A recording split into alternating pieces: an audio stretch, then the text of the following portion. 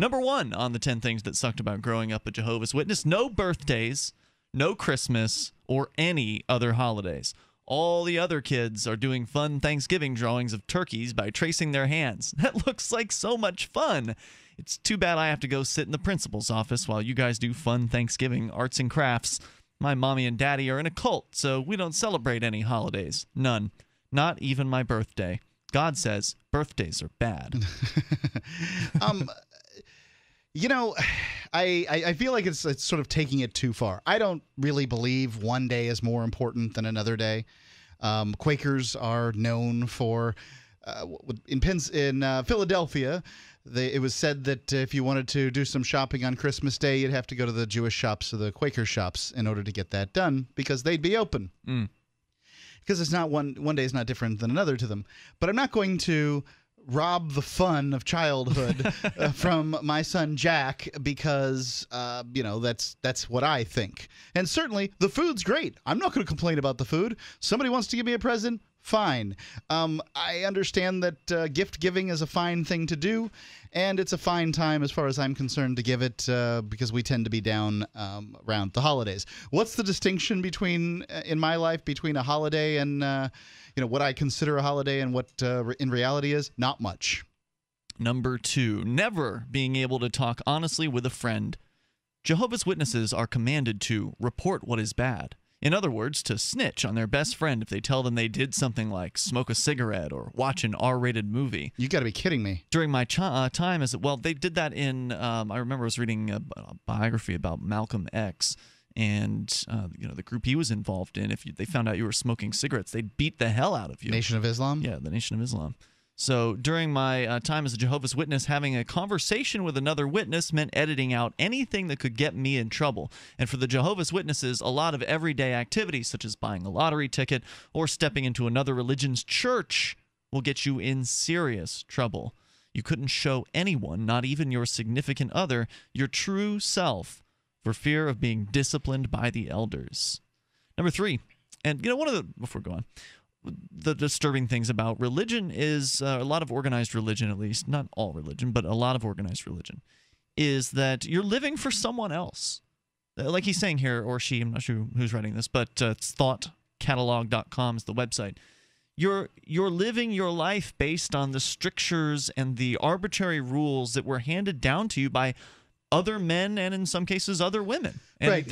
I feel that way almost all religion, though, because when you think about it, religion tends to always focus around a belief in the afterlife and that there's something after life. So you're not really living your life for yourself. You're living your life based on some kind of belief that there's going to be a life after this life. And so you're not really living for what you have right now. Well, it depends on the denomination. For instance, there's the Universalists who believe that the Unitarians. The Universalists. Okay. Unitarians believe that everybody goes. Unitarians believe that God is not a triune being, but in fact a single being. Okay.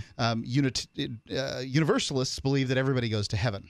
Have I heard the two words put together? Yes, I feel you will like hear Unitarian Universalist churches. This was a shotgun wedding in the early 20th century. Essentially, the two churches were having sort of financial troubles and weren't going to make it, or whatever reason they got stuck together. I probably should, before I credit the reason, I probably should do a little more reading. But they got stuck together, and they really, never were sort of meant to be together. Nonetheless, these people believe that everybody goes to heaven, so therefore you don't have them trying to do things to go to heaven. Now, they may act differently, like they may run into a hail of gunfire out of a foxhole. It may be easier to get them to go because I'm going to heaven after this, but you don't have too many life and death situations in life, and mostly people who believe in afterlives act like atheists when it comes to dying. I guess you're generally right. Yeah. They look both ways before they cross the streets. Exactly. They they put their brakes on when heading towards a large truck. They're very upset when other people have died. Congratulating. Oh, they went to heaven. They should be. Everything should be his celebration. Indeed. More on the 10 things that sucked about growing up Jehovah's Witness. Number 3, having to go door to door preaching every Saturday and sometimes Sunday as well. I barely got any sleep when I was a witness. I commuted an hour and a half to work each way and worked long hours. I needed the weekends to catch up on my sleep debt, but instead I had to get up at the crack of dawn to go out preaching. The act of knocking on strangers' doors to tell them their religion is wrong and they better change or face God's wrath is bad enough. When you're so exhausted you can barely stand up, it becomes absolute torture, both for you and the person you're trying to recruit into a cult at 9 a.m. on a Saturday. And, I'm just curious. I wonder what the rates are of return on investment for this. I mean, obviously, that's not what they're trying to do when they decide this. They're not factoring in the amount of gas they're spending or anything like that. But just how many houses do they have to talk to before they get one convert? Is it 1,000? 10,000? How many households how many individuals do they have to get to come to the door before they'll actually get somebody to show up at one of their what are they? Kingdom halls? I think Kingdom Hall is what it's called. And you also have to wonder how many weirdos do they get? Because you're going and knocking. What's that? Yeah, you're knocking on people's doors. You're going to get a certain number of the population is mentally ill, and it's hard to hang out with them. And so you're like, oh yeah, please come to the Kingdom Hall. We're gonna have a really great time. Please.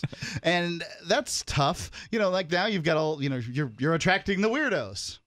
Yeah, I think you probably have to be a little more enthusiastic about it. I made the mistake of telling some Jehovah's Witnesses that had come to my door at one point that, I respected the religion for the way they acted during, Germany's Nazi rule, that kind of thing. I respected the fact that they don't go scaring the bejesus out of people with hell. And there's some things that They don't do that? No, there is no hell in Jehovah's Witness world. You just die, which is likely. He does say here, face God's wrath. Is this person, the author here, misremembering? It's Marcus Escritos at thoughtcatalog.com. I'm happy to talk about what he thinks God's wrath is, but likely what he means is that you are thrown into the lake of fire and burnt up immediately. Okay, so not hell, just a fiery no hell death. Which is far, Sounds better than if you're hell, going to talk about a psychopathic father figure, at the very least he's putting you out of your misery quickly. Instead of what most Christians believe in this country, which is that he in fact tortures you for the rest of eternity simply because you don't believe in his mistranslated son's name. Share your thoughts at 855-450-FREE. This is Free Talk Live. Maybe you were a Jehovah's Witness and you'd like to, or maybe you still are. Whether you were or still are, we'd love to hear from you. We're sharing from thoughtcatalog.com the 10 things that sucked about growing up as a Jehovah's Witness. So if you want to add your thoughts into this, is this article accurate? So far, our author here, Marcus Escritos, has said that he didn't get to have any fun as a kid. No birthdays, Christmas, or any holidays whatsoever. Had to sit him out if he was at school, for instance. Never had to, was never able to talk honestly with any friend, even a spouse, because Jehovah's Witnesses are instructed to snitch on one another doing naughty things. And there's a long list of things that they consider to be naughty. Going door to door preaching was apparently pretty frustrating, especially when you're sleep deprived from actually having to make a living on top of all of your religious duties as well. So feel free to add your thoughts in here. The toll-free number is 855-450-FREE. We continue on here with thoughtcatalog.com and their story about why it really sucked growing up as a Jehovah's Witness. Reason number 4, having to fill out field service reports. That sounds very official. A field service report. Well, God has to review some sort of paperwork, right? I don't imagine God's reviewing it. Jehovah's Witnesses will have to fill out monthly reports that detail how much time they've spent preaching, how many books and magazines they've distributed to people, and how many Bible studies they've conducted. While the slips are not shown to anyone but the elders of the congregation, other witnesses take note if you haven't been out preaching with them during the regular times. The elders, on the other hand, do have access to your performance records. They will encourage you if you lag behind the national average, which was about 10 hours per month when I was a member of the religion. 10 hours to do what? To do all of those things, to spend, distributing books, preaching, conducting Bible studies, various different activities. Is this like the Google of religion? So they have like analytics sessions where they're like, we're down 5 points today on our Well, that sounds like a sales job to me. Sure. Sales meetings. If you had to do 5 hours a day on Saturday and Sunday, I don't know if maybe their Sundays are full. I couldn't. No, they should be. doing Fridays, I would think, because they're a spinoff of the Seventh-day Adventists. Well, Anyway, I think it was Tuesday or Wednesday that they came to my house. So All I know is we got Dave on the line here. We'll continue the list in a moment. He's listening in Fargo. Hey, Dave, you're on Free Talk Live. Hey, thanks, guys.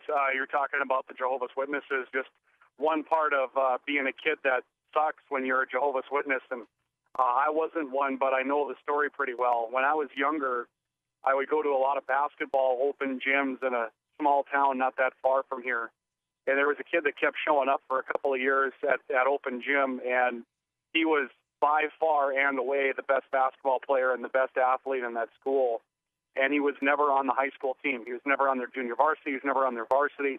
And we're talking about a high school that probably had 100 kids, 9 through 12. So to be the best kid on the floor and then some, obviously he would have played on the varsity team as a star if he would have had an opportunity to play. And we were told, I mean, it took me a few times of seeing him and then making the connection. I started to ask, why isn't this kid playing? Well, it turns out he was a Jehovah's Witness. And I guess one of the tenets of either their sect of the religion or their religion in general, because I don't know how it works nationwide, but he was not allowed to be on a competitive team. He could go to open gyms and play for the exercise, but winning and losing wasn't part of what they would allow you to do. And well, you start to of think course about, not. I mean, because the scholarships and things like that, that would have been awesome. Yeah, but of course not. I mean, he can't do that. It wouldn't be fair. He's got special powers granted to him by God, and so it wouldn't be fair to the other players if he were playing and using those special powers to win. Well, all I know is that if he would have played, they would have done a lot more winning. I mean, I don't know what the tenets of their religion are, but he was just by far the best kid. And I think about the opportunities for education. And granted, you can still get an education without a basketball scholarship, but it certainly would be nice to be able to come out of college with the experience of being able to play at the college level and then not. So you're saying they squandered his talents because he was naturally talented at basketball, and they were squandered because of the religious belief system. Yeah, and I have no problem with somebody being convicted by whatever that still voice is within.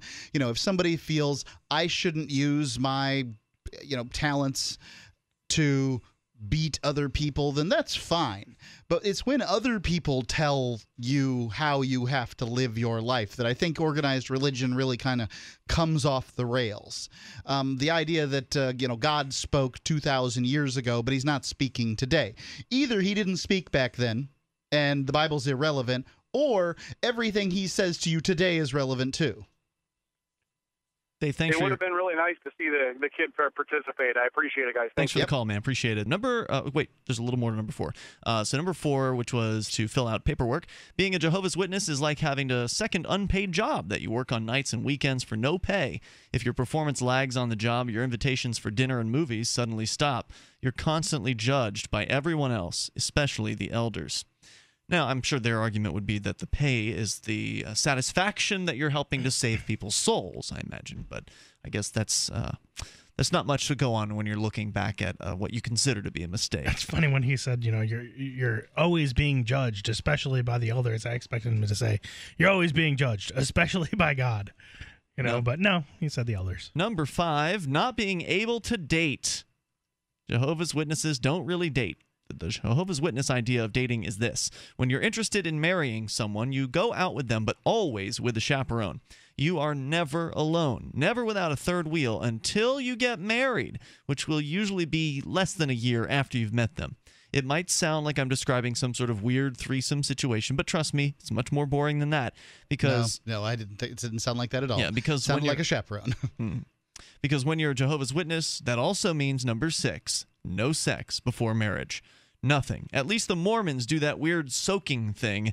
Jehovah's Witnesses get nothing before marriage, and I mean nothing. After marriage, nobody gets anything before marriage according to the rules. I mean, Presbyterians aren't supposed to have sex before they get married. Mm-hmm. Methodists aren't. I mean, I can assure you that most of just because United other religions have this group. Terrible idea, Mark, doesn't mean it's a good idea, right? Like I'm just saying that it's not unusual. It's not if you're going to call culty something that is unusual, then you can't call this one particularly unusual. After marriage, it doesn't get much better since other types of sex, like oral or anal sex, are banned even for married couples. And if you're gay, well, you're doomed to a lifetime of abstinence and loneliness.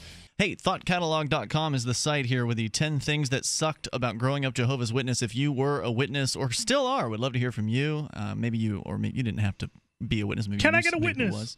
Was. Yeah, the toll-free number is 855-450-FREE. You don't have to be, if you're brand new to the show, call in. You can bring up anything that you want here on Free Talk Live at 855-450-3733 or LRN.FM on Skype. Number 7 on the list of 10 things, not being able to have non-witness friends.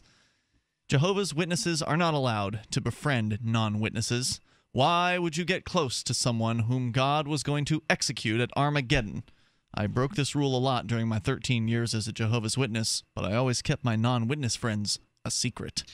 At high school, I had a friend who was Jehovah's Witness, and I didn't even know it for most of the time I knew him. But, so he never tried to save you?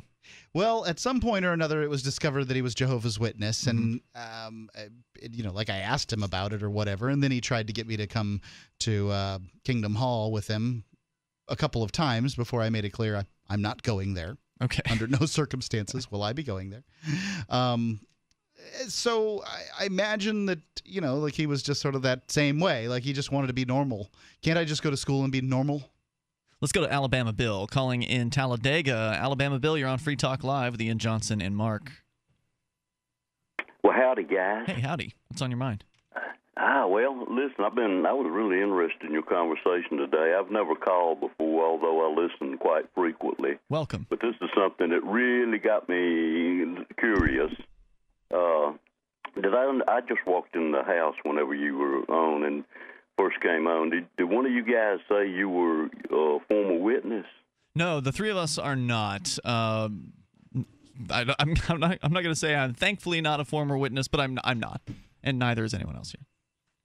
Well, it matters to me because I have a question to ask of a witness, and ask it to the universe. Go ahead and just put the question out there. There's a Jehovah's Witness listening. Okay, I can assure you. Okay.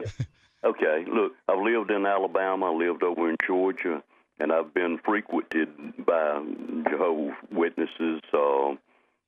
Maybe a half a dozen different set of witnesses over in Georgia during the 17 years I lived there, and maybe 3 or 4 times here back in Alabama. And I enjoy listening to these guys. I really do look forward to it. But here's the problem. They usually come over and they'll knock on the door on Saturday mornings. I'll wake up after partying all night on Friday. I won't really feel like talking to anybody, but I will. Mm-hmm. And, here's the problem. I ask them, I say, look, I'll take them in the house and we'll talk. And I'll say, look, I want to talk with you guys again, but how about, calling me ahead of time, next time around, and so I'll know that you're coming and I'll be prepared and, we can really enjoy ourselves. You can put some pants on. Phone number. They will not call. Never. They will not call. Now, I'm wondering, is there some kind of rule where they can't call ahead, or are they just arrogant enough to where they don't want to make an appointment for themselves? Maybe. I would guess. This is wild speculation. I've never been called by a Jehovah's Witness either, but I have had a few visit. And I would think that the reason would be is probably if they make appointments, they find that people aren't there for them. Sadly, this group is a group of people that it is okay to make fun of, blow off, treat like they're bad people or whatever because of the door knocking mostly. So it's not that they don't have phones. They're not prohibited from using technology. No, they are not Amish. They're Jehovah's Witness. I know when they show up, I kind of wish that it was like Mr. Burns, that I had one of those buttons that I could press on my desk and a trap door would open up and release the hound. See? They just fall down into it, and it would be a pit full of bees. Alabama Bill, thanks for throwing the question out there. Maybe someone who is or was a Jehovah's Witness could call in. Yeah, I'm curious about that because I do respect the people. All I want is them to be a little polite, as polite to me as I am. Why not call first? If you've been asked to call first by someone, why not make a note and do that? Thanks for the call, man. I appreciate hearing from you tonight. Continuing on here. He sounds like one of those kind of folks that would welcome anyone who came to the door, doesn't he? Sounds like a heck of a nice guy. Yeah.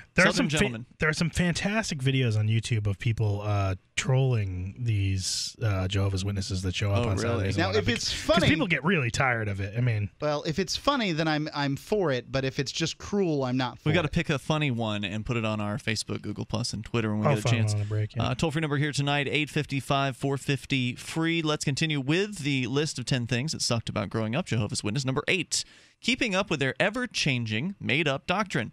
When I first became a witness, blood was not allowed to be consumed in any form, whether Well, it was the Bible's clear about that. blood pudding or a life-saving blood transfusion. When I left the I religion, don't know that consuming. I wouldn't call a transfusion consumption, but I find it interesting that that's the verse they get it from. All right. so is it one of those things like if you cut your finger or something like that, you go. I guess you could not suck on your finger if you cut it. That would make you in A violation. blood consumer. When I You're left going straight. Oh wait, there's no hell. You're going to the lake of fire. When I left the religion, they had changed the rule to allow for blood fractions. The Jehovah's Witnesses believe, whatever that means. 1/10 of a milliliter. You may have a rare steak now. The Jehovah's Witnesses believe that God's organization periodically receives new light from God, and their doctrine changes with it. Prediction. I agree that it's true. It's just interesting that God just All speaks religions to the top ones. receive new light so they can change them so that they can adapt. Toll-free because number, otherwise they'd be gone. 855-450-FREE. You can share your thoughts here and bring up anything as well on Free Talk Live. More coming up. Let's continue here. Number 9, this one's pretty weak. Looking like a jerk when someone sneezes. Jehovah's Witnesses don't say God bless you when someone sneezes. What about because Gesundheit? that practice supposedly has a pagan origin. What about saying salud?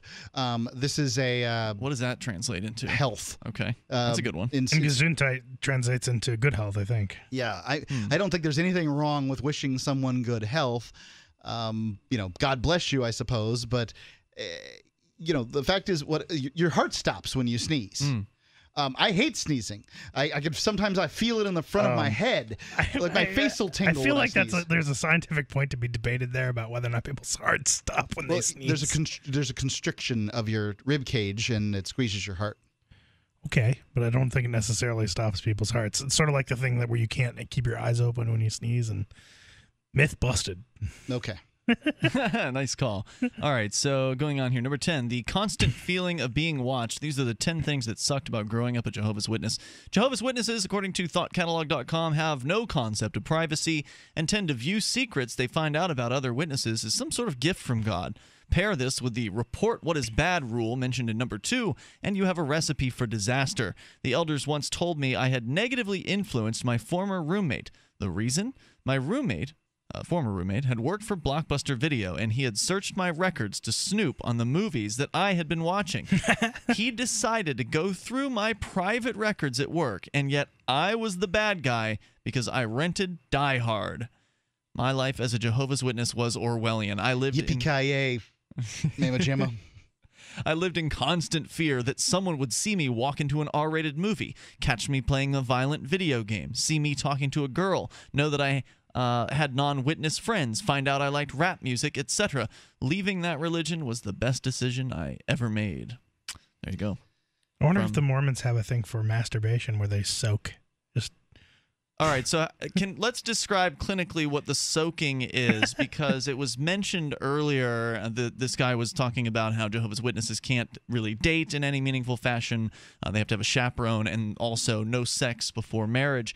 He said that that Mormons at least have the weird soaking thing. So you went to Urban Dictionary and you looked it up. So let's keep it as clinical as possible, a description of what is soaking. Sex without motion. So insertion once, and that's it. Well, then there would have to be retraction at some point. Once. Yeah, but that's it. I don't know if any finishing occurs. But no thrusting. I assume you think you no, could shift your weight around a little bit, and then under the right circumstances, that'd be plenty. Toll-free number is... It's not going to be good. Well, it'd be plenty for the dude. I don't think it's going to be plenty for the gal. Free Talk Live, 7 nights a week from 7 to 10 Eastern, live on the Liberty Radio Network at LRN.FM.